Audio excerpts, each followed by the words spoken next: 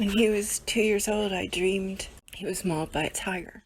And I woke up sobbing. The dream had been so real. Not long after that, he rode his plastic bus down the cellar stairs. I was upstairs when he did it. I heard this roar from the basement, not of pain, but of sheer anger. I ran downstairs to find him bloodied and dragging the bus up to do it again. Despite the pain, the thrill was worth it. So I think at that moment, my son became an adrenaline junkie. One day, I was at work on the weekend. His father took him to the playground, and there were these big metal swings, horses, very heavy, and he walked in front of one as it was swinging very violently forward and got thrown across the park twice. And I came home to find him bloodied and bruised, but completely content. He was climbing before he could walk. At 6 months, he climbed up to the top of our couch, naked. Before I could stop him, he was that fast. I had gone to really quickly get some more diaper materials in the other room. Found him standing with his hands against the plate glass window behind the couch, banging at it and yelling at the world like, "Here I am, and I'm coming." That's my son.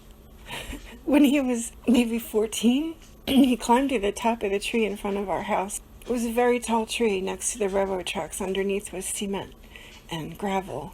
And I wasn't there to see it until at the very end.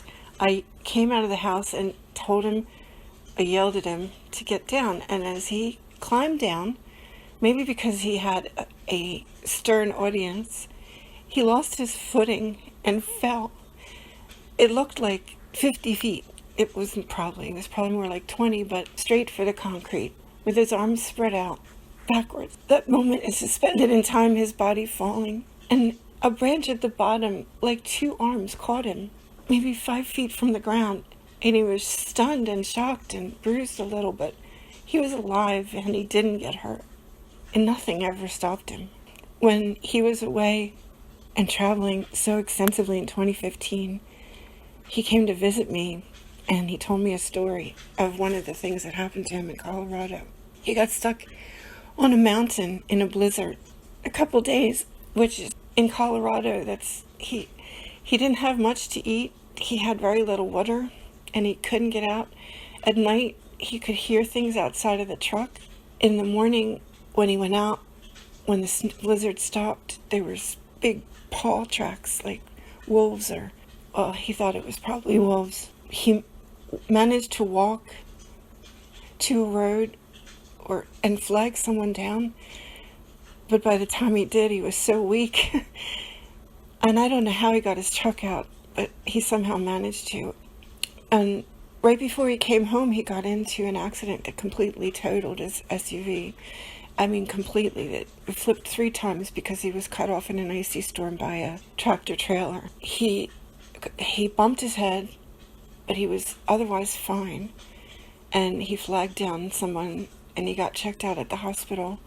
And then he came home to just chill after a year of wandering and, to recover and get his feet under him and decide what he wanted to do next. And that was at the end of December, and he stayed with us all through January and February. And just having him here was always I loved having him here. My son's around me, all my children around me. I just never wanted them to leave like most mommies. And so he would get me up to go for walks at DuPont State Park, and he would tease me when I was cooking, and we would have these long, long conversations that would last hours sometimes. He would sit next to me, and we would just talk, and we were closer than we'd ever been before, except maybe when he was little. When he was little, he was so... he was my tender heart bearer. He was so affectionate. And he would say things like, "You're so beautiful," because he had a little bit of a speech impediment when he was little. But he wasn't like that just with me. He was that way with teachers, too, who fell in love with him. And I believe he's still out there. I mean, he might be accident prone, but I'm going to believe that until someone tells me otherwise. And I'm so grateful I got to have all those years with my beautiful son. I just hope I get more. I love you, Benjamin.